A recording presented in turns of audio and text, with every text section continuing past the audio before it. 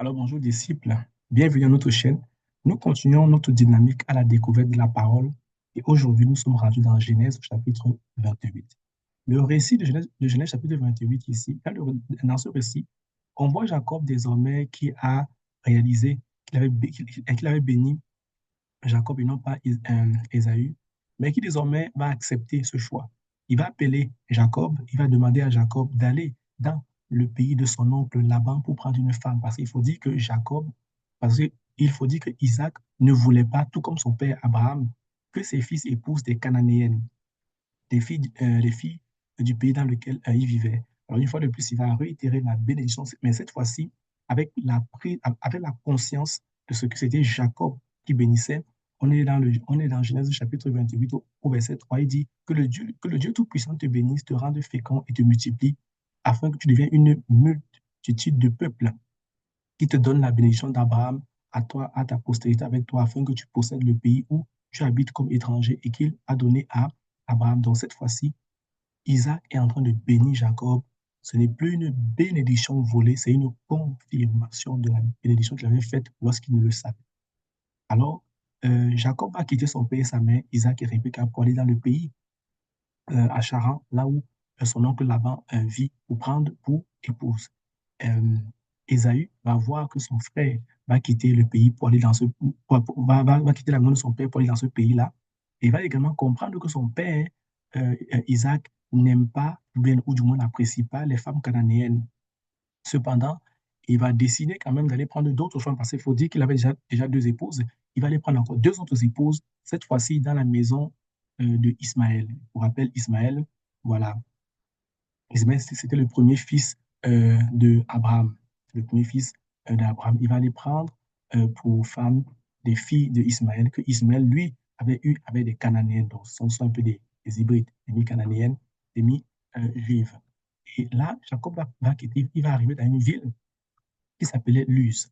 Arrivé dans le pays de Luz, il va décider de se reposer parce qu'il était fatigué. Il va prendre une pierre qu'il va déposer à terre, il va dormir. Durant la nuit, Dieu va lui parler.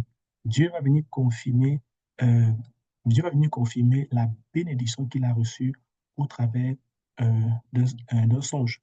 Vous pouvez voir, vous pouvez le voir à partir du verset 12.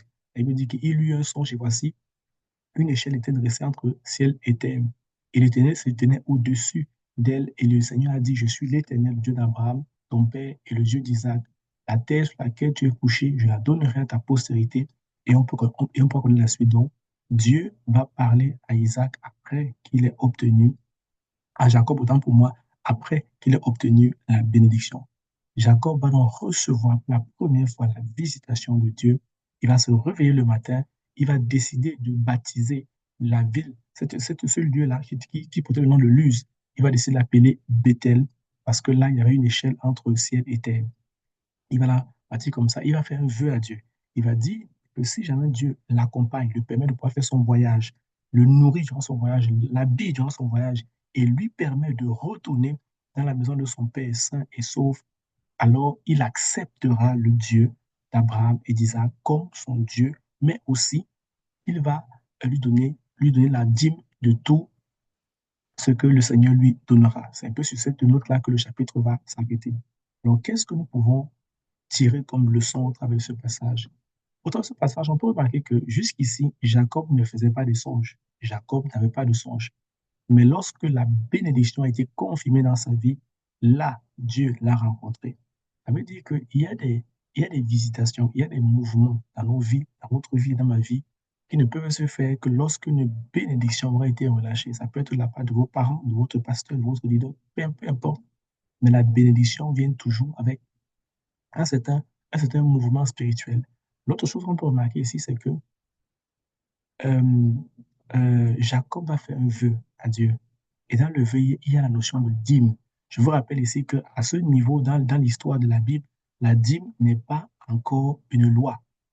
Par contre, la dîme dans la culture hébraïque est une manière d'honorer, est une manière de, euh, c'est une manière de faire allégeance. Quand on donnait la dîme à cette période-là de l'histoire, c'est une manière de reconnaître que celui à qui je donne la dîme m'est supérieur, celui à qui je donne la dîme mérite, voilà, royauté, prééminence. Voilà, c'est un Dieu en fait.